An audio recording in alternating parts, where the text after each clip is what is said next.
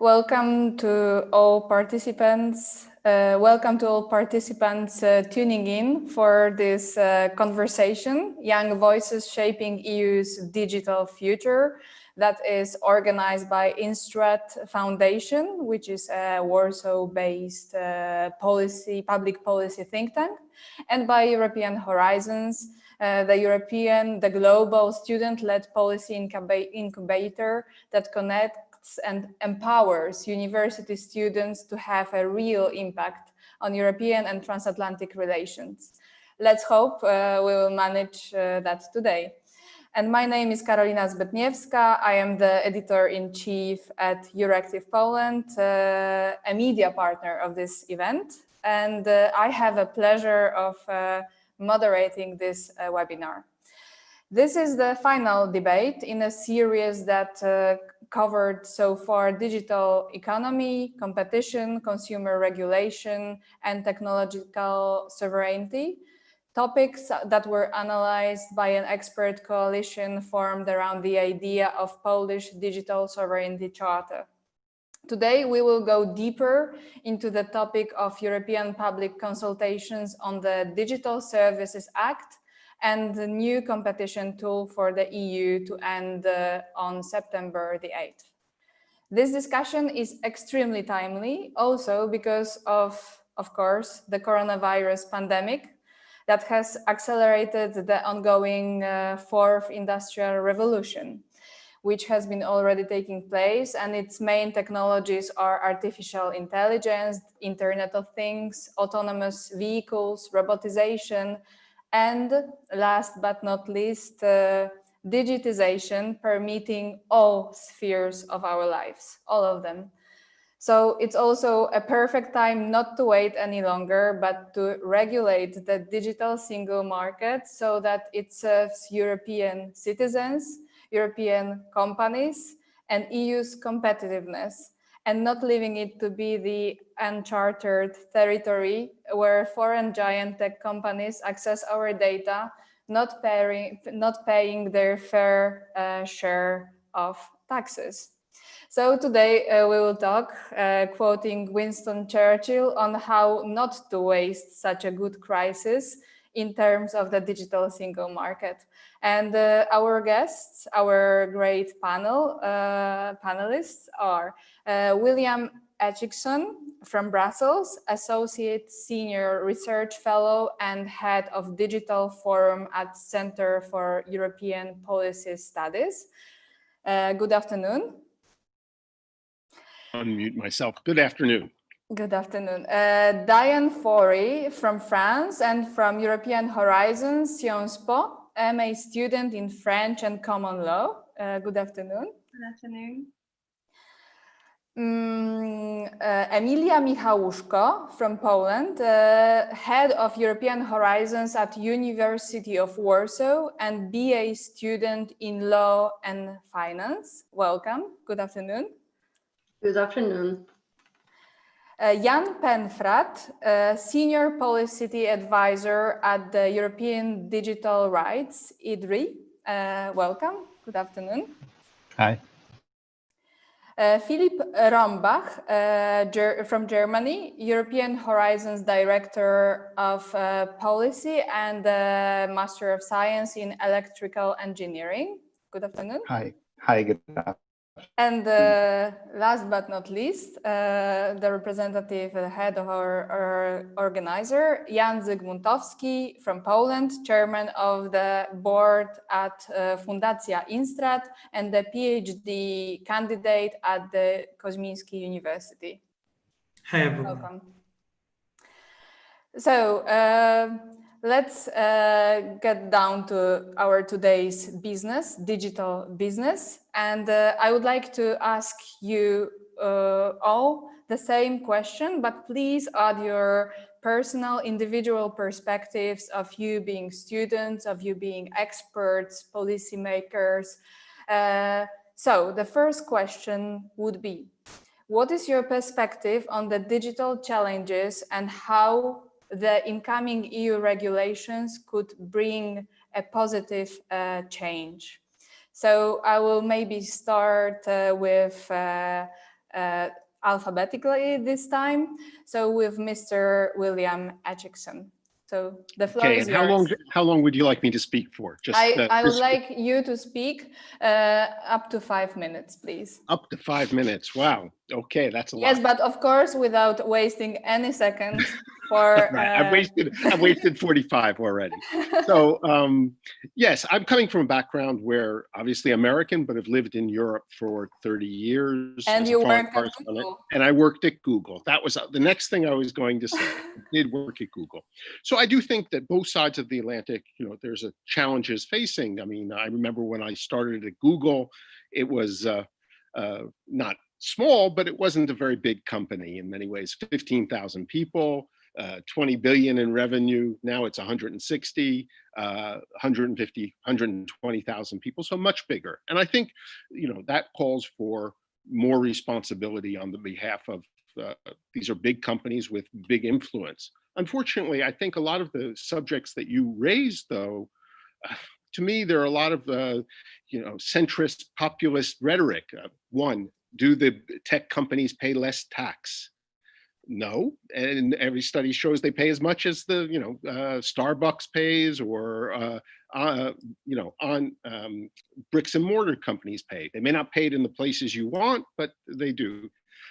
Should they have more responsibility, and are certain of them digital gatekeepers? I'm sort of skeptical to that. I mean, is European surveillance law one of the issues?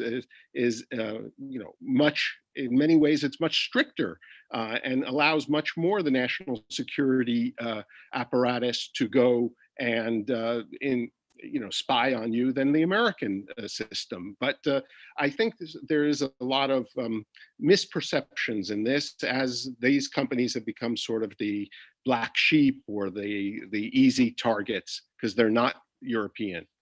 One, I don't think European high tech or digital economies are doing that badly. I mean, most of the studies I've seen about startups show that Europe is doing pretty well, much better than we would say.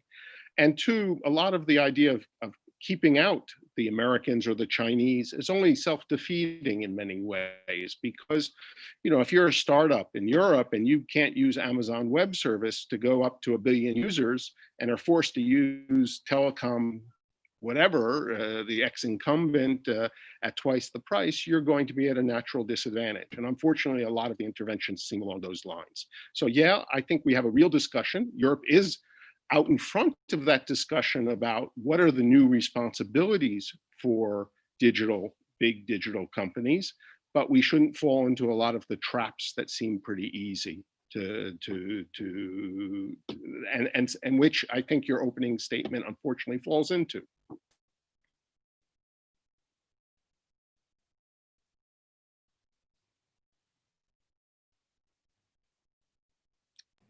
You need to switch on the mic. Yeah, I was going to say, I silenced her. So a supporting question then, what are the problems on the digital single market that the consultation that we are discussing on DSA should address? Because seemingly everything is perfect. No, I didn't say everything is perfect. I think there are lots of real issues here. I mean, there was a sort of liability-free check, and I think there are more specific obligations that the platforms should take on.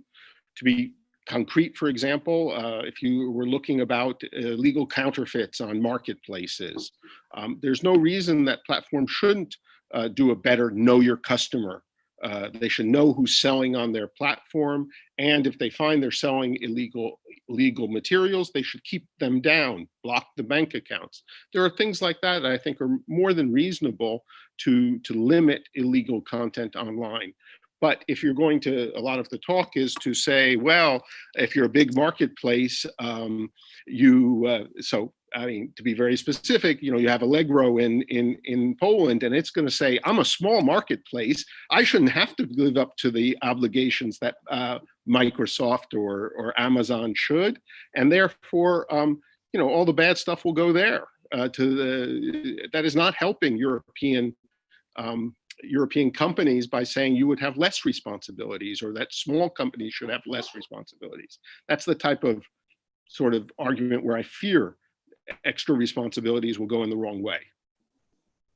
Okay, I would have a lot of additional questions, but let's well, at least continue. I was provocative Let's enough to continue, get you and I would like also that so that we don't have, you know, statements. So that now, please, everyone, not only answer my questions. I'm very much all right that you also do ad vocem and you also address other speakers' words. That's perfectly fine. So now I would like to ask Diane Forey the same question. What, in your perspective, are the biggest digital challenges on the EU market, and how the EU regulations can address them? Thank you. I would firstly say that this is an urgent need. A regulation is very much needed, because the last one was the e-commerce directive in 2000, so 20 years ago. 20 years ago, the internet looked nothing like it does now.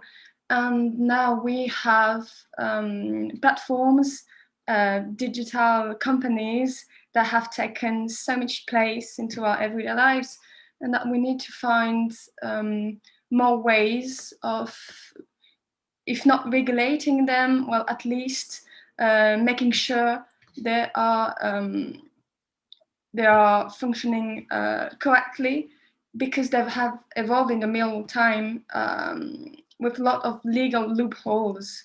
I'm thinking about Uber. For instance, this is a company that you can now work 70 hours a week and just earn minimal wage. The EU has tried to harmonize the laws and to make general rules. First, they have tried, prior to this Digital Services Act, they've written two directives, one on selling digital contents, one selling digital goods, and to give power back to users, powers that have been lost little by little as they kept on growing. And this is really important, that they keep on creating a legal framework for these big tech companies and digital actors. But do you think that the problem lies on the side of European Commission and the European regulators? What stands in between having an effective regulation? You have said it has been 20 years. So why nothing has happened? What is the barrier in your view, in short? No one agrees. Why would Ireland want to have and develop a legal framework about taxes, notably? Why would Netherlands, Luxembourg, why would they do that, and why would they agree to do that? That's a big problem. I think it should be about time that European institution votes not at the unanimity, but proportionally. That would do a great job. Thanks a lot. So now to Emilia Michałuszko. So what is your perspective on the digital challenges in Europe, and how can we address them also at this time of the public consultations? I'm going to speak from students and usual user of the internet. The digital economy touches all of our activities. It concerns especially today's generation. And even if somebody wanted to run away from Facebook, Microsoft Teams, or Zoom, it wouldn't be possible. Now studying or working just require our presence in digital mediums. This process has even accelerated due to COVID-19, and especially the pandemic has proved how important are those legal frames, like Diane said. They are needed at least to ensure us that we have some protection in the internet. And recent years have shown that we cannot feel entirely safe in the internet. Giants such as Facebook or Apple just trespassed our privacy. We even do object to it, but our addiction to the internet and to these platforms is so strong, and it wins with our reasonability. And most concerning and alarming are these reports showing how those giants use and proceed our data without our knowledge and with very doubtful consent. In my opinion, it is one of the biggest and most serious challenges that stand in front of European Union and Commission. Digital Service Act and new competition tools should regulate the position and draw a line, boundaries to those giants on digital markets. Digital platforms ought to be a partner, not a dominator for usual users of the internet. We should not be afraid of bold decisions and even over-regulation, because we have already felt what no regulation means. And good news is that European Union and European Court of Justice have noticed that this need and threats. A great example is Schrems II verdict, which negated the policies of proceeding and transferring the data between Europe and United States.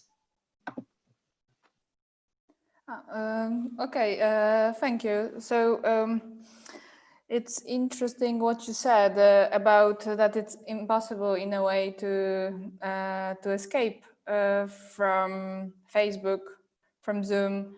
And actually, Facebook has become our private life in a way, a huge part of it. Zoom has become a huge part of our professional life, and the Google of our library, and the same with Amazon. And but even if we have, for example, algorithm sharing duty from the side of big tech, it will take years or if not decades to be a real competition for these companies that already have their monopoly in a way. Maybe not everyone here will agree with me.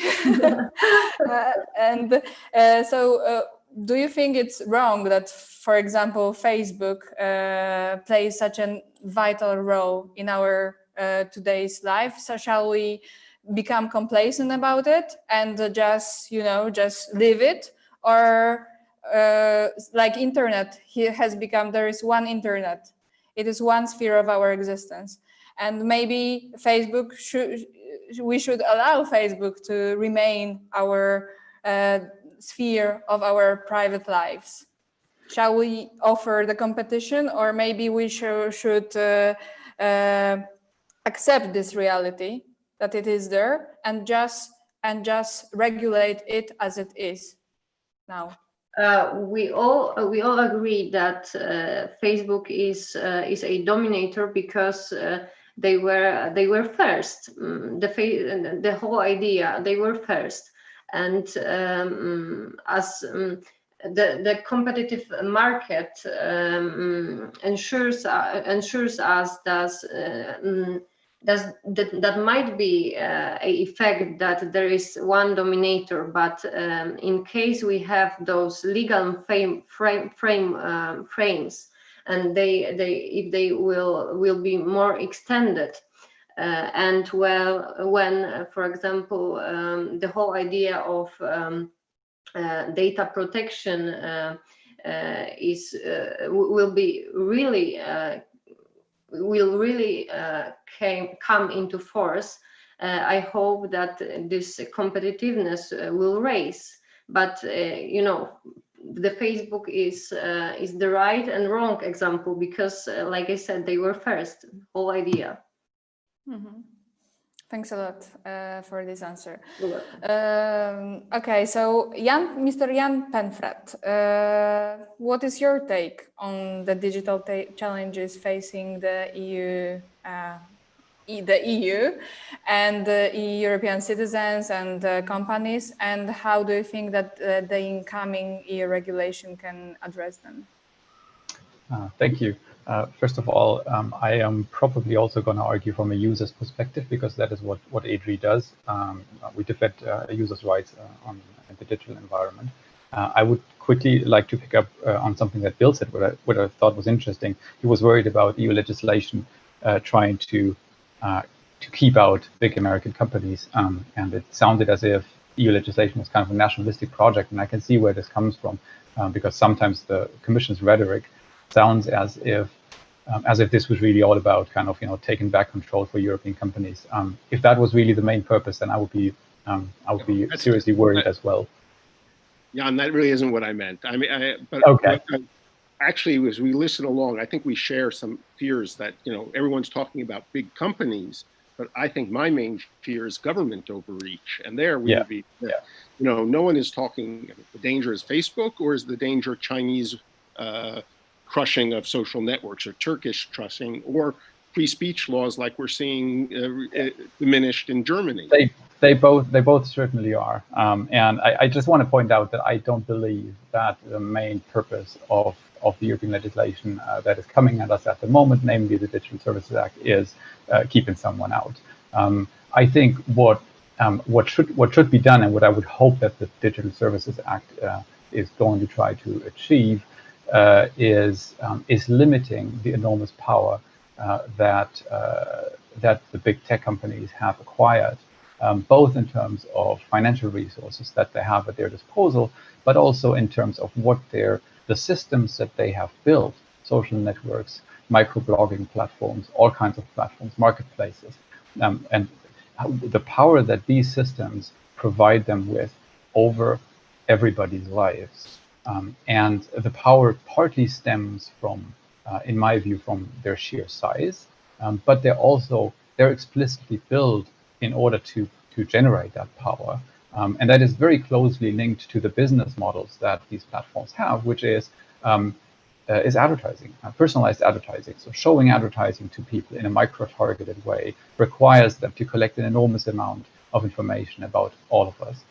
And in order to do that, they literally need to spy on us every day.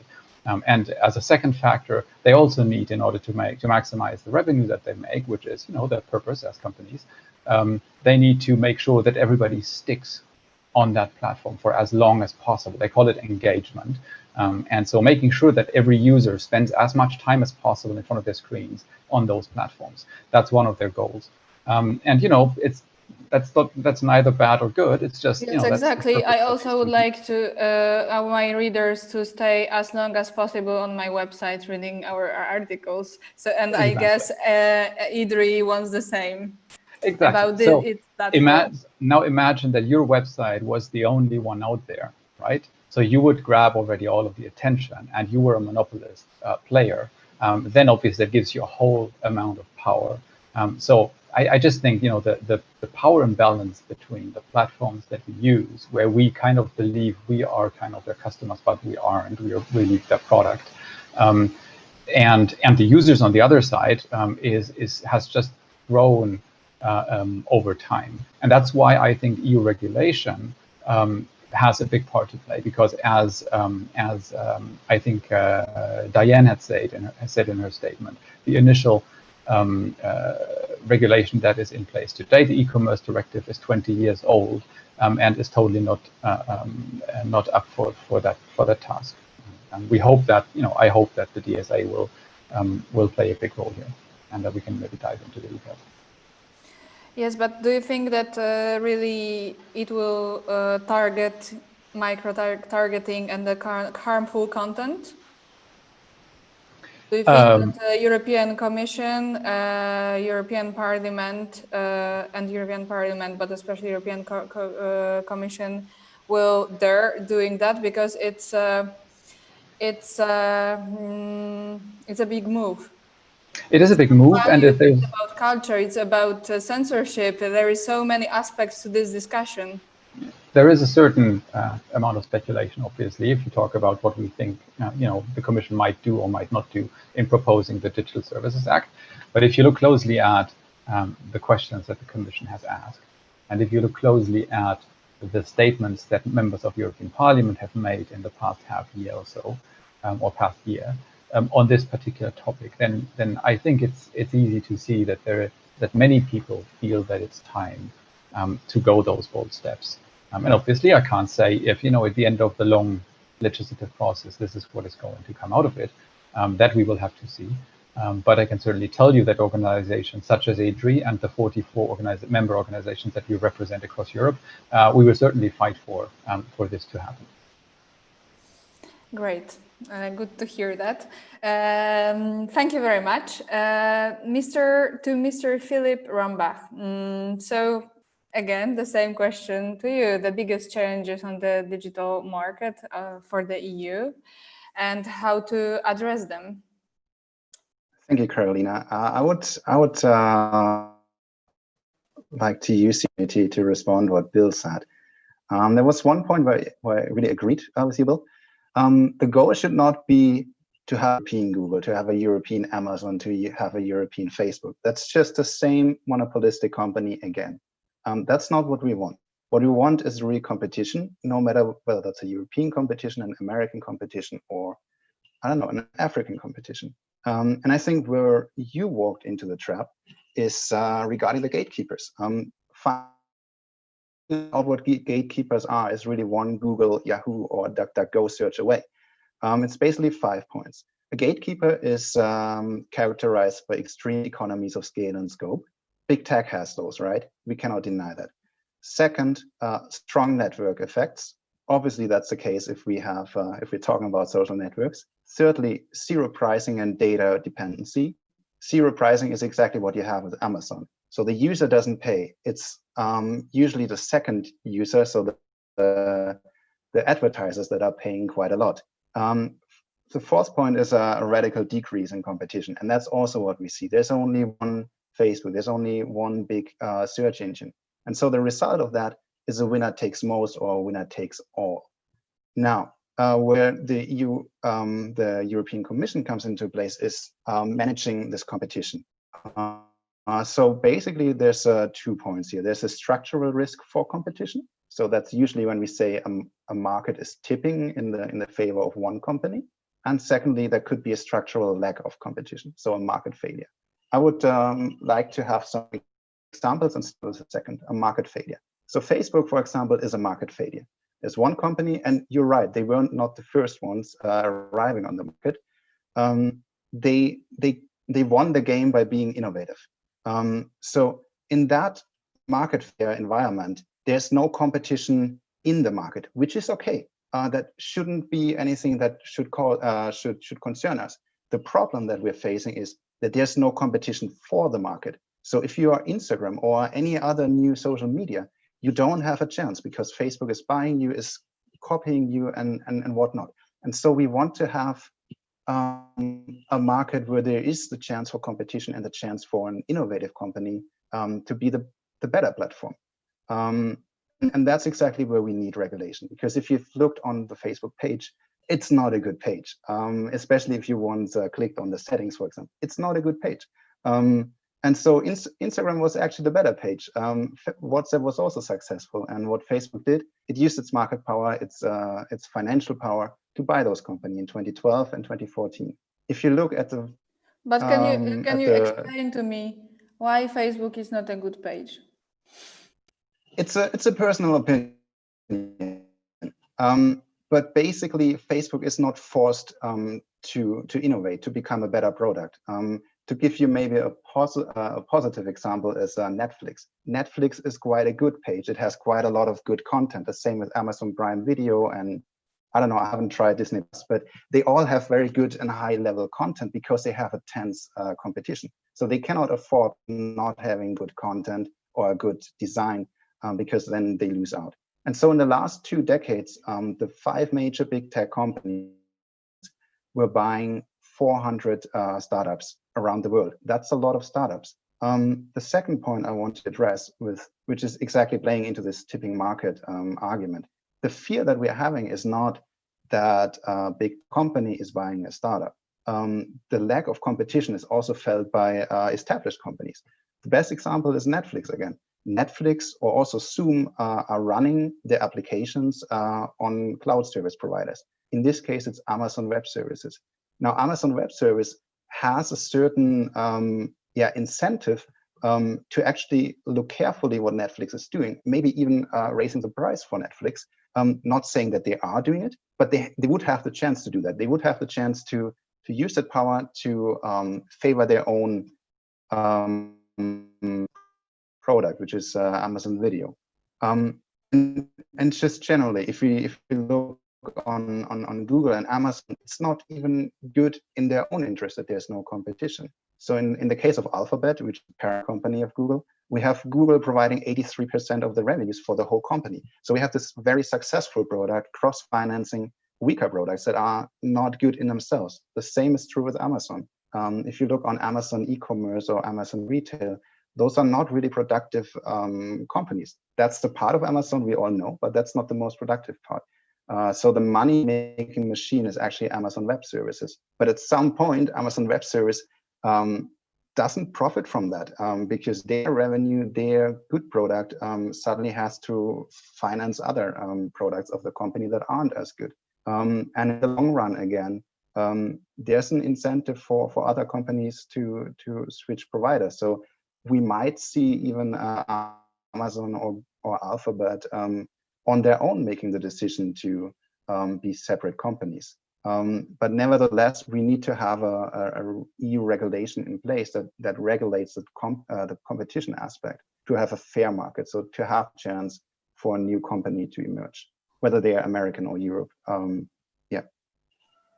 Yes, Margaret Vestager told me that she is not against big tech nor big companies. She's against any company being unchallenged. And I think it's about it. So last but not least, the question goes to Jan Zygmuntowski. So what is your perspective on the challenges facing the digital market of the EU and how to address these challenges? So let me first start by saying that my perspective might not always be the perspective of everyday citizens and privacy. I will try to focus on economy and competitiveness. And I want to disagree actually with what Philipp said, but just a little small piece. You said that they won by being innovative, speaking about the dominant players, but that's not how it actually went. They won by being predatory. And when the dot-com bubble happened, a lot of really, and let's say it openly, a lot of failed ideas have completely collapsed. They went out of business. But the ones that stayed or were set up in a couple of years later perspective, they were the ones who decided that they just need to take, reshape, redivide the internet between themselves. And they actually changed the internet from being based on, open protocols like email protocols, HTTPs. They changed them into these ecosystems of walled gardens, of platforms, so to speak. So today we speak a lot about platform capitalism, not really digital space as an open thing. And we still enjoy emails, but when we see how much time we spend on emails and how much time we spend in different ecosystems of the platforms, actually the division is quite different, and it's sliding towards the platforms themselves. And I think the extra responsibilities that you talked about, Bill, it's not about putting them on everyone and pushing the startups now to print those huge codes of conduct and constantly reapply new regulations on themselves, but it's about dominant players and gatekeepers, because they are the ones who do a lot of these things. And I think just listening to the US Congress hearings or to the experts in the field, a lot of those things, like for example, being a referee and a player in the game, like what Amazon does, right? When they have shopkeepers, but also they have their own shop and they cross-use the data. This is a very troubling perspective. And it sure harms competitiveness. And it's not only about being challenged, but also about internally feeling that you have to constantly innovate. It's a very interesting model presented by Philipp from the London School of Economics, where he shows how big tech, by buying up all those small players, first of all, restricts the innovation from the small players to spill over to the rest of the market. But then also, it doesn't allow the smaller innovations to challenge. So it goes both ways. And I think also a very important point was about keeping out the US companies. This is definitely not what we want. Internet is global. We have to admit this. And the problems do not concern only US, they concern also Chinese companies. We have a lot of problems with, for example, customs not being paid by shipments from China, data being used. I mean, we know that Schrems 2 decision shows that that privacy is being invaded by US companies, but we know the very same thing about data going into the Chinese systems. So here we are afraid of also government overreach. I mean, because the government also takes data both from Facebook and from TikTok. So I think to sum all those things up, and not to delve into these particularities, I think what we need, and Digital Services Act and these new competition tools could be, is a kind of overarching huge regulation that, kind of like Diane said, after this 20 years of the Wild West, will establish rules in a market that is very similar to markets like railways, like utilities, and like telecoms. If we have network effects, we have to understand that these are utilities. This is a network businesses, network economy, and these are always very strictly regulated pieces of economy, sometimes even with regulated prices or with enforced interoperability. This is especially in railway, where it opened the space for new players. Sometimes there's a split up, right, between the ones that operate network themselves and the ones that sell services and operate other things. There is no silver bullet solution, so it's great that we're talking here and we're so many perspectives, and maybe we have to go into details actually. So I think that's where I stop here. Yeah, so maybe I will ask you not to stop here, because you gave a really nice diagnosis of the status quo, and but the second part of the question is exactly the silver bullet searching. So what, in your view, are the major blocks that should find their place in the new digital regulation of the EU? The fundamental ones. Yeah, I'm not an expert, as I said, on privacy and on fake news, disinformation. So let me just slide over this part and hand it over to other speakers who have much more expertise on this. I would just stick to three main things. First of all, there decidedly has to be some kind of barrier between different businesses, this like cross-financing, cross-data operations. You cannot be a referee and a player in the game. That sticks to Amazon, that sticks to Google, that sticks to Facebook. You cannot have many platforms which kind of like should compete but do not compete.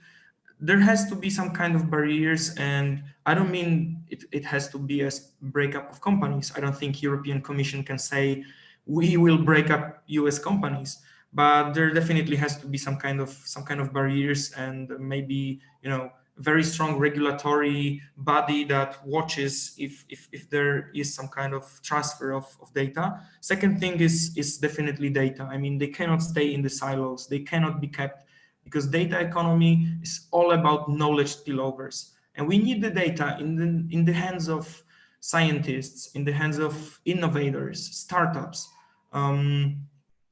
So we have to somehow move data from strictly private and closed silos, these gatekeeping systems, into some kind of you know, common operations. This is what the EU wants with the common European data spaces, or as far as I understand them.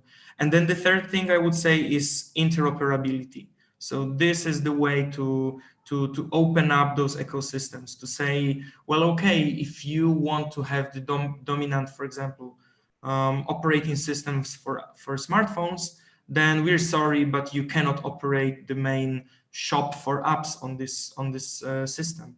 And you cannot, for example, tell that there is a margin and you have to pay this margin to us, because I feel like this is the kind of the middle-aged guy who stands in front of the only bridge in town and he says you have to pay as you're crossing the bridge. I mean, it is a middleman that's just robbing us out of the value that we're creating when we go to the other side and do something that's actually useful. I think those three things, how they will be included in DSA and in this new antitrust tools, that is open to the debate. That is, I think this is a part of our debate today. Exactly. Thank you. Probably we'll come back to that in the final recommendations in the end. And I love the bridge metaphor. Thank you. Middle-aged bridge metaphor. If anyone would like to do a little ad vocem at the moment, please, this is your moment. Please, Jan. Yeah, I'm happy to jump in. I also like the bridge metaphor, but it's even stronger if you assume that, you know, even if the guy had built the bridge and now, you know, tries to get, you know, the benefits from having built that bridge, imagine that guy prevents everybody else to build bridges next to it, and is able to keep out any competition in terms of bridges in that area. And I think this is a kind of a relevant kind of comparison to the situation that we have with App Store on iPhones, for example. So yes, and I'd also like to emphasize the point of interoperability, because it makes sense, I think, to delve a little bit into the details there, because it is a technically complex issue, and it can be applied to a lot of different situations. It could be applied to forcing a manufacturer of an operating system on a smartphone to open that one up to alternative app stores and make that interoperable. It could also apply to social networks, like Facebook being forced to allow users from third-party social media networks to connect with users on Facebook, so that one of the main reasons why everybody's on Facebook at the moment, which is because everybody else is on Facebook, this reason goes away, and you can easily, you know, in that scenario, you would be able to easily switch to a different social network, all the while, you know, keeping your connections on Facebook. Technically, there is no reason why this shouldn't work. The only reason is why this hasn't been done is because Facebook would lose money. That's why they're closing it off.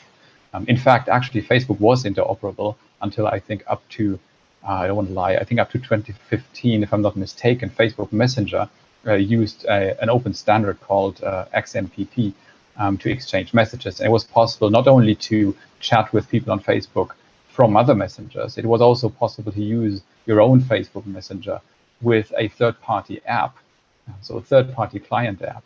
And that obviously creates a whole new market for chat apps that are able to interoperate with Facebook Messenger. And so there are different angles to look at this interoperability question, but all of those, no matter how you look at it, have the potential to open up those closed up silos that Philipp and Jan were talking about, and you know, increase competition and increase user choice. And that will, you know, lead to a whole other bunch of positive developments in the long run, if that happens, of course. But you know, these companies are not going to do it on their own, because for them it's a loss in revenue. So they need to be pushed. Thank you. Any more ad vocem before the second part? That I will start with Philipp Rombach. Well, since I'm the one who is, I accept. I'm the one who. Oh, sorry. Exactly. Go ahead. No. Go ahead, please. Since I'm a little isolated here as one who doesn't see such a giant problem, I see more of a danger, as I say, from governments intervening, over-intervening, and that the internet be split now into the European internet, American internet, and a Chinese internet. But overall, look, I mean, a lot of what's been said makes sense on an antitrust basis. I think that the US Congress asked many of the same questions in its hearings last week. I do personally see a lot more competition and fluidity than mentioned, you know, in social networks, TikTok, Snapchat, they're all new, they've come up. And in retail, you know, there's hundreds of companies that are challenging Amazon and growing very fast, be it in your country where Allegro is the dominant player, so or the largest player. So I don't see it as static as people have presented. I think there are real antitrust issues about app stores, about certain parts of the thing. But I'm scared when there's a sort of move away to turn the Digital Services Act into something about antitrust rather than about the proper responsibilities for companies to do, because that's what the e-commerce directive was about. It was about the liability that a company faced if it hosted certain information. And it was tremendously successful because it created the internet, allowed the internet to flourish with all its good and bad things, yes, but all the good things too. And when I hear students who tell me, wow, I don't know if it's good to click and ask a question and get an answer like that, I'll remind them that when I started as a journalist in the 1980s, I would have to type my piece, take the subway, take it to Reuters and teletype it and send it to America a day in advance. And I don't think we want to go back to that type of closed in, you know, the internet has brought a lot, and all we hear here, unfortunately, is a lot of negative, and it's sad. I mean, yes, there are real challenges, but you know, and I'll give one specific advantage where overregulation can really end up hurting. I was involved with Street View, which was Google's pictures that they did on the maps. And whenever Google would release this in Europe, the viewership of maps went through the roof. It was really popular. That's what people wanted. But in Germany, they said you had to get permission from the person before filming at the outside of his house.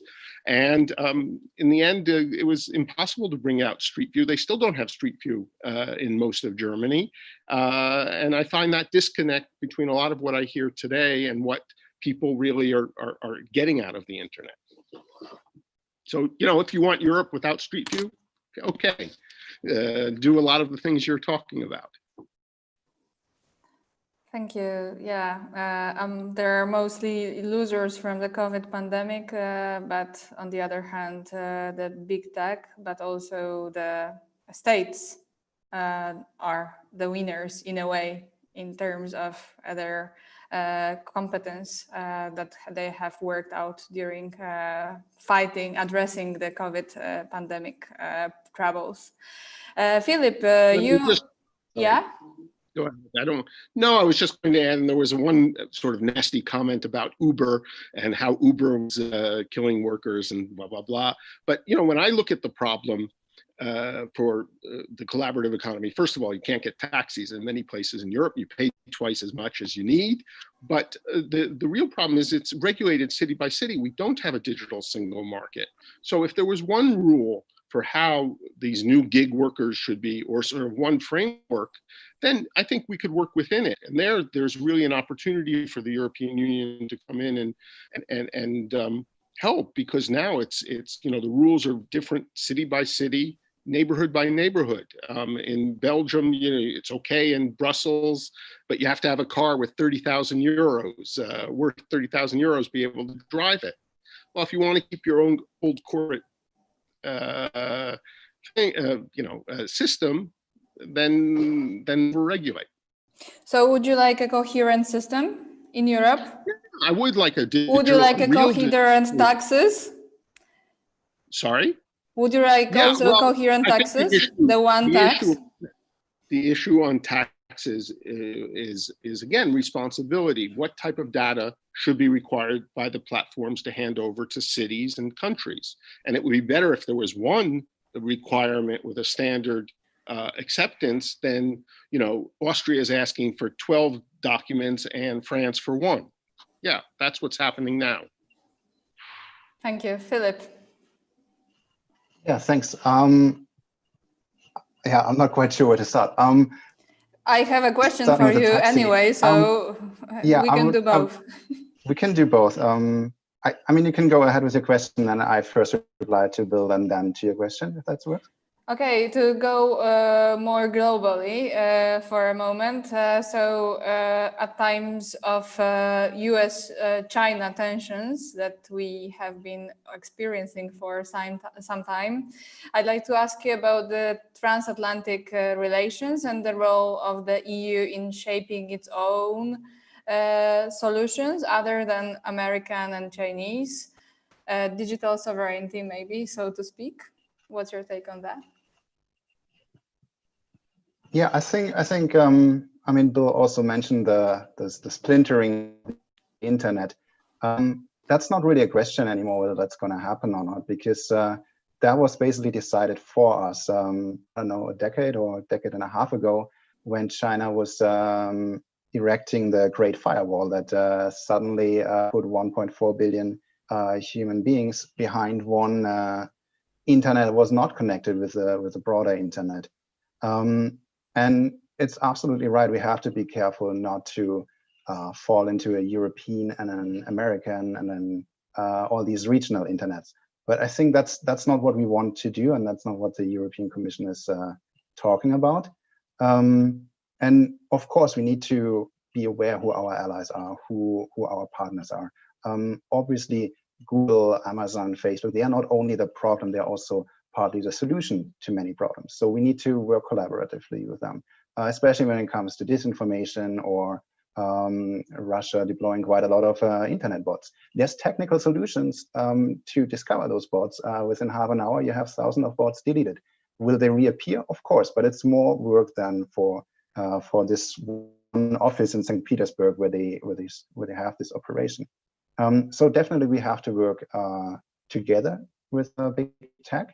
And I think we shouldn't demonize big tech, because we should be aware that big tech is operating in Europe, in America, and there's employees that are like us, growing up in liberal democracies. And there's these cases where, for example, Google employees were responsible for Google not repeating a contract with the Pentagon on, I think, facial recognition it was. Please correct me if I'm wrong on that. So we see that those employees are small d democratic themselves and have an incentive to make the internet a better place. But we need to make sure that those companies are not having too much power, as much as we try to make sure that our head of governments have the necessary checks and balances. Because sometimes it might be just the right the right motivation they are having, but the result is not good. And I think the arguments you made, Bill, are a bit unfair to the youth, because of course we don't want to have no internet like you had when you were growing up, but that's not the question we're debating here. The question is about the future and whether we have a different search engine. And I don't necessarily need a different search engine, but there should be the chance for a new one. And also, I mean, when it comes to regulation, yeah, taxis are expensive in Europe, but we have things like public transportation systems, bicycles that are just easy for us young people to use. And so I think it's not productive to demonize regulation, but I grant you that definitely we have to be careful not to over-regulate. So we try to have a European regulator because we don't want to have those 27 national regulators. But yeah, with great power comes great responsibility. So we have to make sure that our regulator is also under democratic supervision and is responding. I would agree with it all. I would agree with most of that. One, with great power comes great responsibility.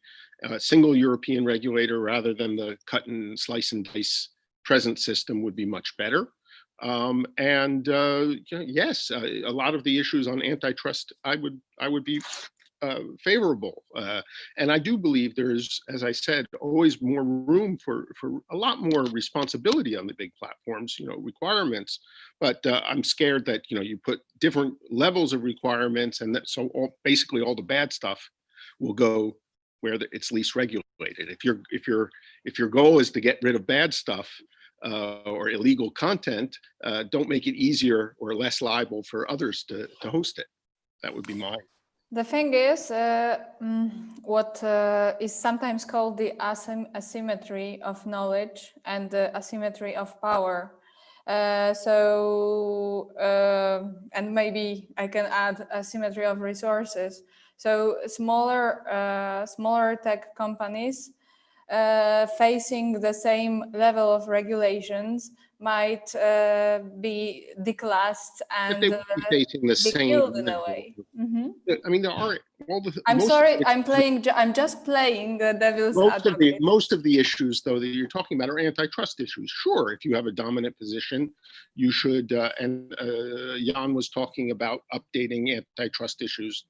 I think those are all reasonable. I don't know if I go with the telco analogy or the railroad analogy yet, but I mean, I think there is, those are antitrust issues and dealt with through regulation. We're talking about responsibility. So, I mean, I think we're all on the same wavelength there, but I do hear, from my perspective, a lot of demonization of big tech. And I find it surprising when it has brought a lot of benefits, and Europe shouldn't be so scared.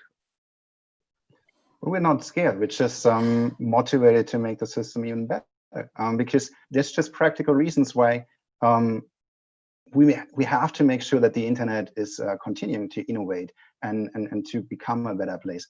And again, the Facebook example, if you look how that platform was in the last 10 years, I guess the most innovative thing was the stories that suddenly could be added, but that was an innovation by Instagram, and otherwise that platform kept the same. So we need to make sure that we have the best providers possible. And if those are new ones, that's good. If it's the same existing one, that's also good. But there needs to be the chance. And if you speak about antitrust, if I understood correctly, you're American. And in the US, the antitrust system is 100 years old, the regulation. So of course it needs to be updated. And Europe, I mean, there's basically the choice for the United States. Is Europe making the calls, and then the big tech companies adjusting to that, which would be the Brussels effect once again. So Europe just regulating it and everyone else following through. Or does the United States want to have their own vision? Right now they don't, because the debate in the big tech hearing in the Senate was about disinformation and about big tech supporting right-wing parties. So, but that wasn't the topic that they were talking about. Well, no, many of the issues you raised, the Democrats raised the issues that you talked about. But you're right. I mean, America has not enforced its antitrust laws for the last 2 decades in many ways. It let the airlines consolidate and so forth when they shouldn't have been able to. And Europe has therefore become the venue of choice, because most of the complainants are Americans against the big tech that you're talking about. So, and a lot of the issues that you raise, I think, are being handled in cases now. Whether Amazon should be able to favor its own material sellers or third-party sellers. That's a case. Whether the app stores, there's a case out on that.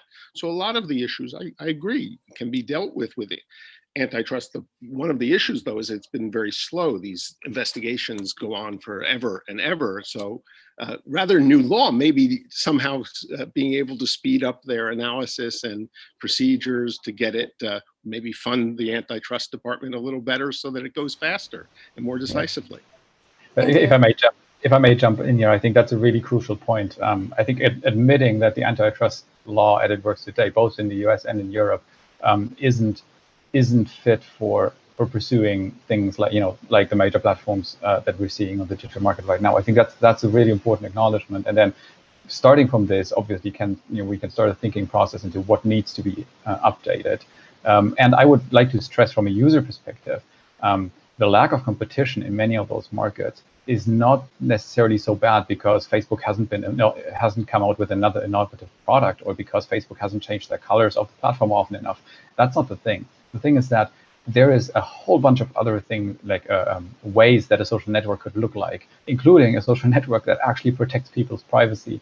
And all of this doesn't happen as long as Facebook is around with the power that they have, because everything that springs up, they would just buy it up. So I think what we need competition for is not another Facebook that is otherwise similar but European, or otherwise similar but has one more functionality, or otherwise similar or has a different color on the website. What we need is the space on the market for fundamentally different ideas to build this tech, because the tech that we've built so far and that is dominating the market is hurting people everywhere, every day. And this is what needs to stop. And this is what I hope legislation will focus on. Sounds important. Thank you. Jan Zygmuntowski would like to add something. Yeah, I just wanted to say that there was a recent study, I think, released a couple of days ago by DuckDuckGo, which is an alternative search engine. And they just did a very simple study that when you have a new browser, you could choose which is actually the dominant search engine. And 20% people automatically chose a different one than Google search, just because they were given this one opportunity to click and easily switch. And Google pays millions of euros to producers of even Mozilla to a certain point, until Mozilla now has chosen to protect privacy in some ways. But they have been paying Mozilla and in the past and the other producers, Safari, so that Google search becomes the main search engine. And so it's pretty simple to actually just take a look at all those connections and have one regulator that severes these connections or monitors them, says this is trespassing, this is too much. And I fully agree with Bill that one framework would be the best. We're trying to, in Poland, we're trying with the Polish Digital Sovereignty Charter, we're trying to also push the Polish authorities to do something more and to operate on a national level. But we know that the main changes will be on the top level. Now we will have the German presidency in the EU in terms of, for example, the gig workers on Uber or Airbnb. We know that they have very bold ambitions. Let's see what they will show. And just to come back to something that has been said at some point, in general, why young people rebel against the internet we got, I would just say that we were raised in the promise of the internet, giving freedom, allowing for entrepreneurship. But just to quote Buzz Aldrin, we didn't go to Facebook, we didn't invent new things. We just got free coupons for Facebook marketing for our small shops, and we see them overtaken. And we just want the promise of the internet that was so interesting in our young, when we were youngsters. We just want this internet back, the internet of much more possibilities. That's what I would say. Maybe it's utopian in some way, but that's maybe utopias are good benchmarks. I would like to ask Emilia Michałuszko, to what extent, in your opinion, can and should regulators and regulation influence technologies and the giant techs? And is the change of the status quo that we are describing here feasible? Mm-hmm. I must say that law definitely can and definitely will affect big tech, and I'm not saying that because I'm a law student, but I truly believe it. And the best example is GDPR, General Data Protection Regulation, and first and foremost, it raised awareness. Having signed the consent for 1,000 times, people started to think what they are really giving the signature for, and they got interested. Although many issues concerning, for example, the data portability, the right to be forgotten, and the whole access to the given data require improvement, even though it is guaranteed in GDPR. I think that the whole procedures are too extended and too complicated for usual users. But technology is always created by interplay of law regulations, which draw those guidelines, and innovation that comes from science and companies' investments. And the Digital Services Act is being prepared for years. It should, according to me, it should guarantee the protection to services users, and what is significant, it should limit this broadly mentioned dominance of America and China through proposal for better solutions. I mean solutions such as criticized by real digital taxation, antitrust tools, and very important, securing digital rights. And that all together would enforce other companies to listen the voice of Europeans, I hope. Maybe here we do not have giants like Google, like Facebook, and like Amazon, but we cannot forget that our smaller businesses, smaller companies, all together make the biggest economy in the world. So now the question to Diane Forey.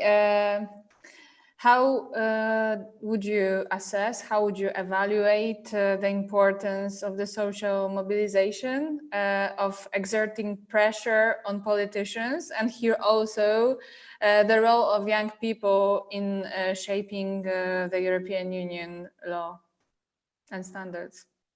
Okay, well, firstly about social mobilization, I believe it works. We've had the example in the US of the BLM movement. We've had the yellow vest protesters in France that kind of stopped because of the pandemic, but they did caught the attention of the politics, and they had more licenses from the governments. So I believe it is a useful tool. The youth in the law-making process now, especially in the digital sector, is very important, because as Bill said, we've never had the struggle of going to the library for we had everything in the tips at the end of our hands. And I think it makes us more critical about this sector in particular. And also because it needs to be really studied to be able to produce a law that would be really effective in the digital sector. The digital actors, not only the big techs, but the countries, the hackers also, are always 2 steps ahead of us. Well, now, given that the last directive is 20 years old, even greater. So we, and even given the fact that we are here in the middle of a heat wave discussing about these matters, I think it really shows how youth is motivated and should be integrated into those policy-making decisions. Sure, thank you. Jan Zygmuntowski, so the question to you about antitrust regulations and about if they and interoperability will have positive impact of the competitiveness of European companies. We already know that you think that yes, and how, but please tell us how will it have such an impact. Right. I also noted down that I like what Emilia said about this piece, which also here now connects to this interoperability, but also to antitrust. And I think because the EU consultations are actually about the DSA can have this interoperability part, and it's in there, it's in the DSA. But the second part of the consultations that we didn't expect really that much, because it was just announced that there is the second part, because DSA everybody knew will be there, is the new antitrust tool. And there are several options, and we think now that the best option here, because this tool will stay with us for some time, and it's the question of how do we even want the new competition and antitrust law to even work.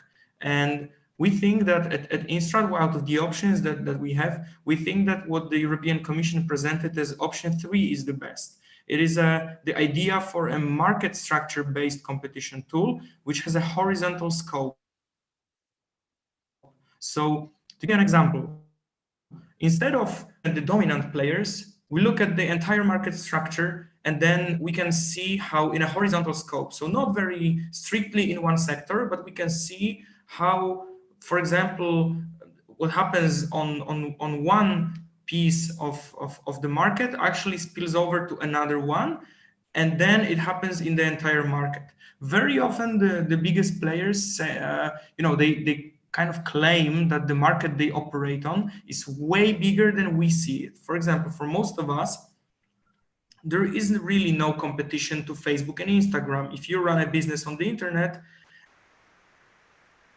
and you want to promote yourself, you either buy ads on Google AdWords, on Facebook, on Instagram. In Poland, for example, out of all social spending on the internet at all marketing spending, over the half of it is spent only in those 2 companies.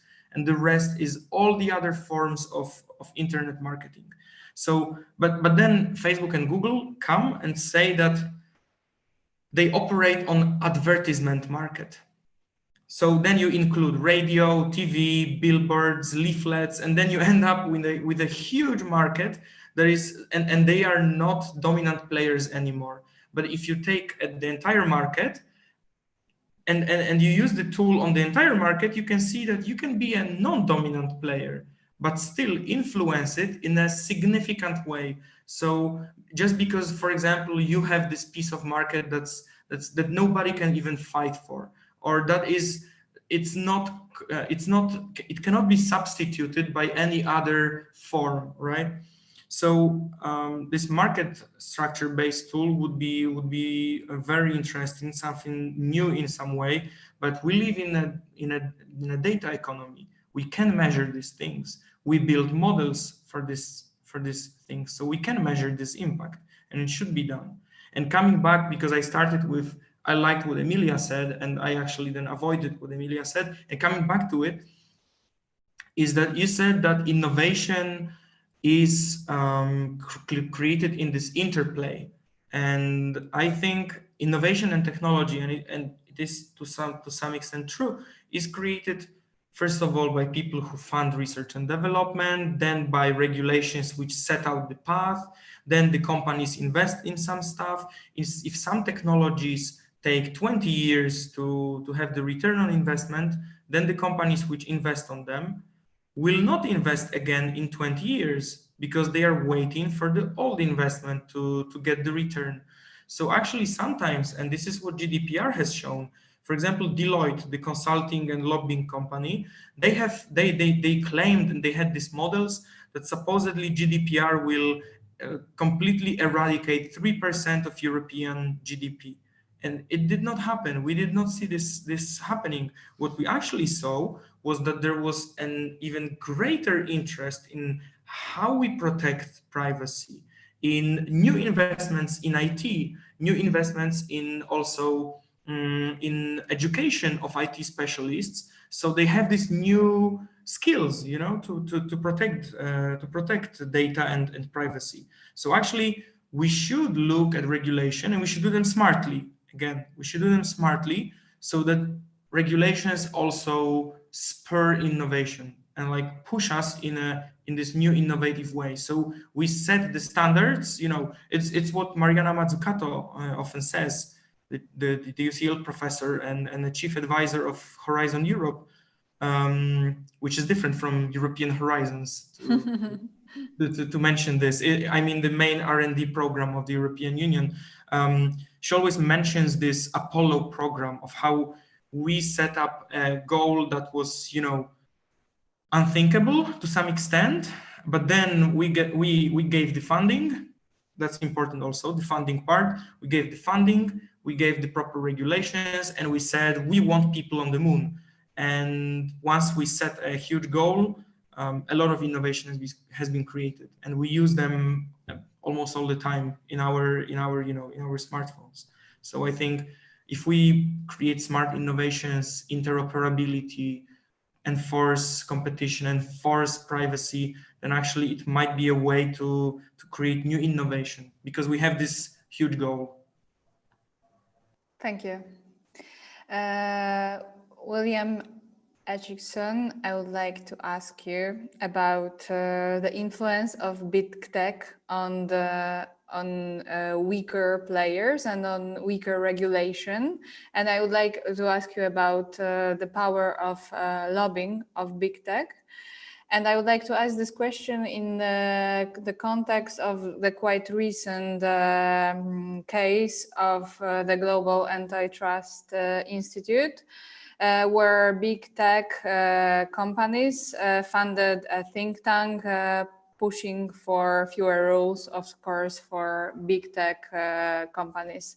That would be the context. And I have a second question to you as well from our reader. What do you think is the boundary between just a digital company and a data monopolist? So it's a little bit controversial.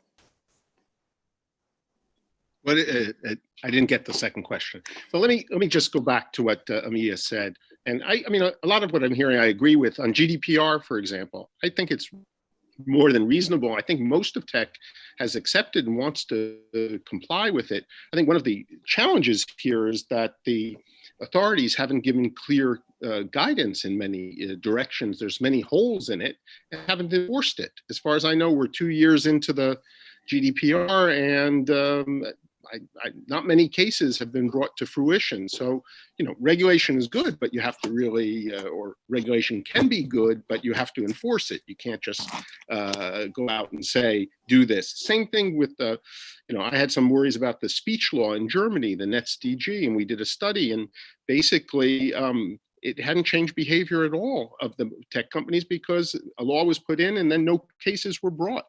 So if you're going to regulate, I think there really has to be the resources to carry through. On lobbying, I mean, I think you have to be transparent. If you receive money, you have to say where the money comes from. Your active should also takes money from big tech and holds conferences and stuff. So I think, I don't know, that in general, we you know, transparency, that everyone should have it should be a marketplace of ideas. And the last question was about data monopolization or something like that. I mean, Jan, I thought what you said was really interesting. To me, I think there's a big part of the DSA is important. It's going to set the ground rules for how the internet is governed and the responsibilities on all sites. So I think it's really and it comes 20 years after the e-commerce directive, and the internet is different. We've all agreed on that. And I think, outlining the responsibilities, we can give a lot more responsibilities to the internet companies about controlling illegal content online. But I think the antitrust laws should be also bumped up, but I still find a lot of the thinking around digital gatekeeper, what is a gatekeeper, what isn't, very vague, and many ways going to be risks being counterproductive and reducing competition rather than enhancing it. And that's where my concern comes. But I think, it's things that we could discuss offline, and I'd like to learn more from you about that. So thank you very much. So a question to Jan Penfrat. Two questions. So the major one, how to understand the digital rights of citizens of the EU and how DSA can serve them. And the second one, following your agenda at IDRI, as I warned you before about this information. So we have a question: is it achievable to protect users from the fake news plague by DSA and similar regulation within the EU? So these two questions to you. Wow, those are big questions. I'm going to try to break it down. So the first question, I think, evolves around what kind of rights should or do exist online, what kind of digital rights. And if we say digital rights, what we really mean is human rights when you're on, in the digital environment or in digital context. So it's not new rights, it's just the basic human rights you already have. It's freedom of expression, it's freedom to privacy, or the right to privacy. It's the freedom to access information, which is part of freedom of expression. It's the freedom of assembly, which is online just as important as it is offline. It's also the freedom or the right to be protected against discrimination, which is super important. And it is very difficult to kind of sum up in very brief words how the DSA can kind of help protecting on and kind of enforcing all those rights, which are already there. The DSA doesn't have to create them. We already have them, and that's fantastic. But I think the DSA can play a role in, as Bill has said, in regulating the responsibilities that, for example, social media platforms have to take. And so there is one trend that we see, and I guess that's where Bill and I would potentially agree, but I mean, I'm glad to also hear him afterwards, is about the differentiation, which I think is important, between responsibility and legal liability. So what some policymakers try to do is that they say, well, there is disinformation or illegal content on Facebook. If Facebook doesn't take it down, in 1 or 2 or 3 or 24 hours or whatever, then they are legally liable for this content, as if they were basically the content creator or the content uploader. And we think this is a big problem, because if you do that, you basically push platforms towards blind removal, because legal liability is a commercial risk. It's a very sizable commercial risk for companies. So platform companies will rather delete people's content, even if they can't be sure whether it's actually illegal or actually harmful or whatever, just in order to avoid this legal risk. And that's why, from a civil society perspective, digital rights perspective, we at IDRI look at legal liability as something that should not be used as a punishment tool against platforms in this context, because of the negative fallout. In terms of responsibility, of course, there's a lot that can be done. But even with responsibility, it's important for us to make a clear distinction between illegal content on the one side, so content that is clearly illegal under a national law or EU law, such as child sexual abuse material, for example, and content that is, can potentially be harmful for someone somewhere sometimes, but that isn't clearly illegal. I think this distinction is important, because otherwise you will end up with laws that will push companies to remove content that isn't illegal, and by doing so, removing lots of totally legitimate free speech, and hurting the right for freedom of expression of people on the internet. And this problem is all the more impactful because we're all on the same platform, right? And so something that Facebook tries to present as, I'm always bashing Facebook here, but it could be any other of the big tech companies, but something that Facebook is pushing as an advantage, hey, we're like one centralized platform. You, politician, just ask us, we'll do it for you, right? Is actually a risk, because it means that everything that Facebook does, good or bad, will automatically affect 2.5 billion users across the world. Or if they're limited to one country, it's all users in one country, but it will always affect our whole public online sphere that we have today. And since we have only this one online sphere, we really just gave it up.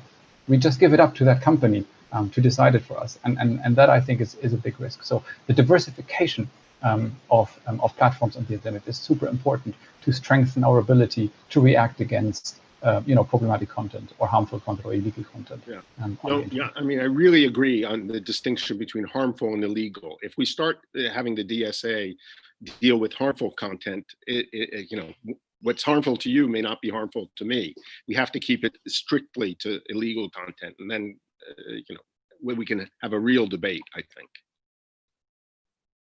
And then you get into the issue of whether a counterfeit T-shirt is the same harm as anti-Semitic rant denying the Holocaust. Yeah, so it's not, I mean, these are really difficult. Dealing with content issues is just really difficult. And I share many of your fears of the German law that by increasing liability, it meant that people would just push a delete button if you were at the platform. It's just safer for them. Yeah, and I still see the biggest, dangers coming from government. Turkey banning Facebook, or when I was at Google, they banned YouTube every time, and the company at that point stood up to Erdogan and said, "No, we won't let you do this." My fear is now, with all this pressure that we hear, is that they're going to say, "Okay, if that's what you want, we'll have to do it." And that's where I hope Europe doesn't get to that position, as following in that line. I don't think that's what Europe wants, but it is. If you look every day, some government is getting rid of some messaging social network service because they think it's published something or something's appeared on its platform that they don't like.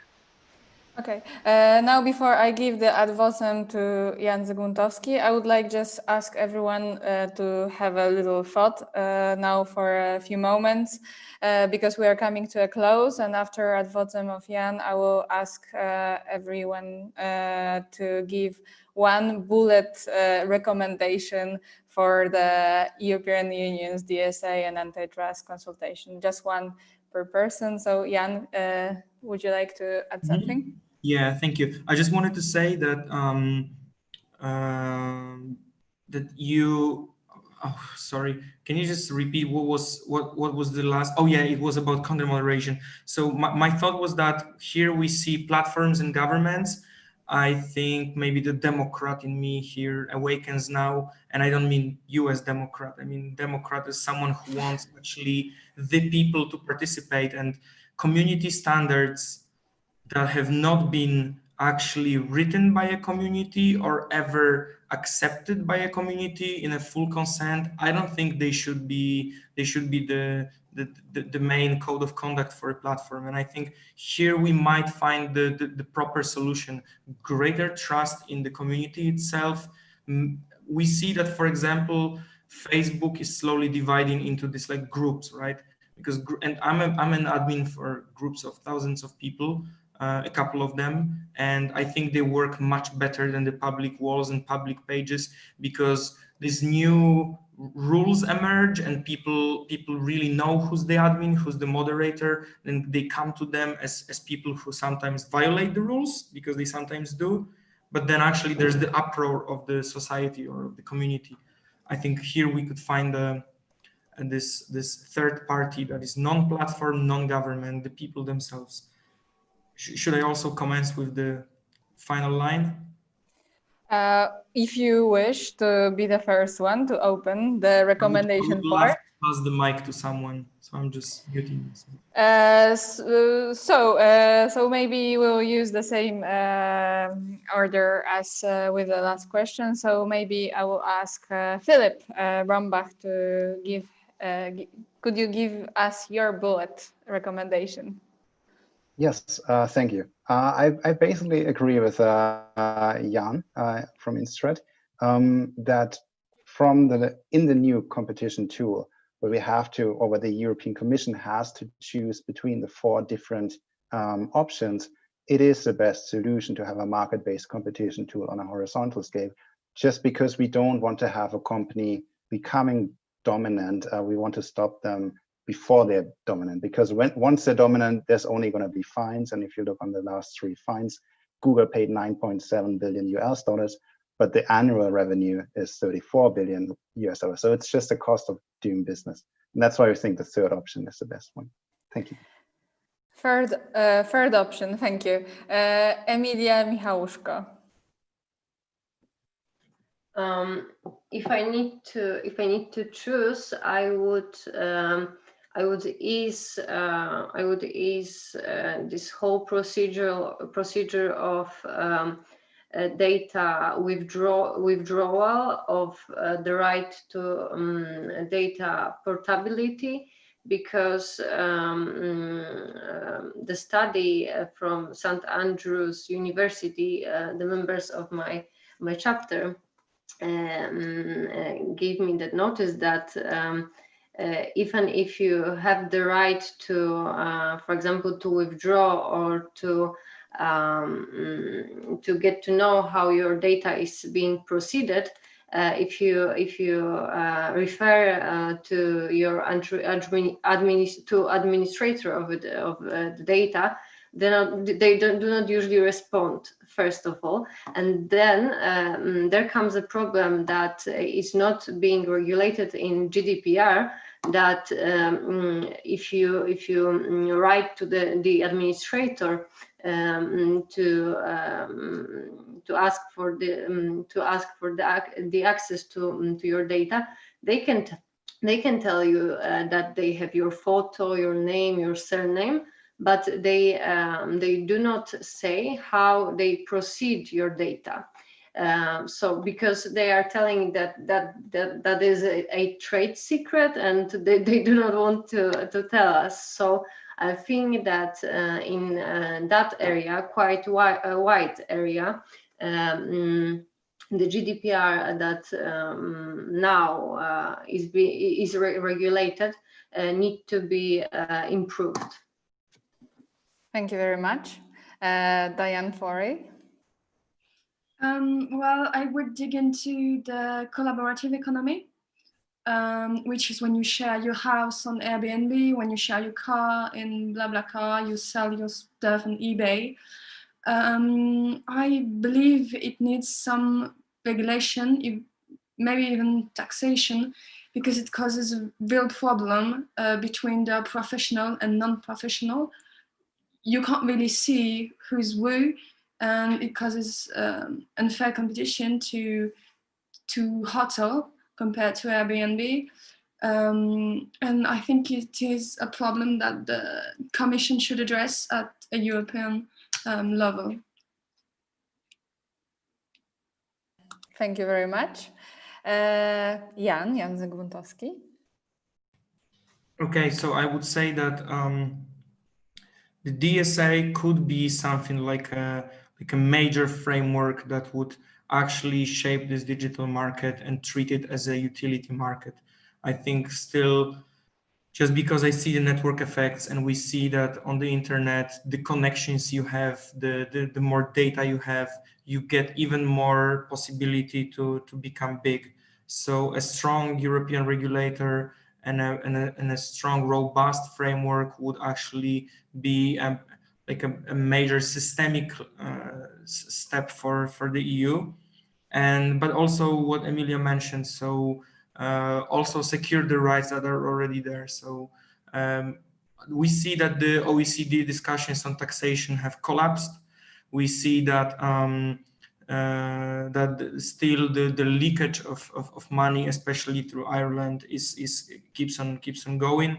So I think securing this taxation loopholes, the closing the tax havens, and then allowing for GDPR and for data portability to be really executed.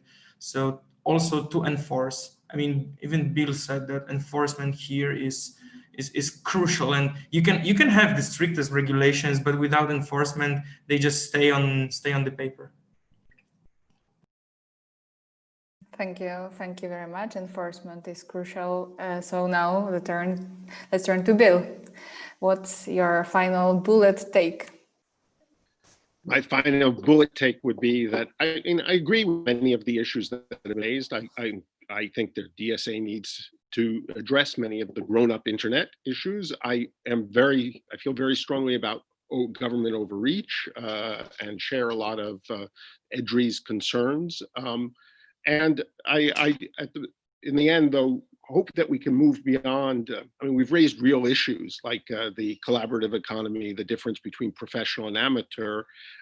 These should be defined, but we shouldn't just fall back in Europe to protecting the taxi drivers, protecting the hotels, and trying to, I mean, it'd be hurting each other to try to just protect the vested interests. And that's what the DSA should avoid. Thank you very much. And last but not least, Jan Tenfret.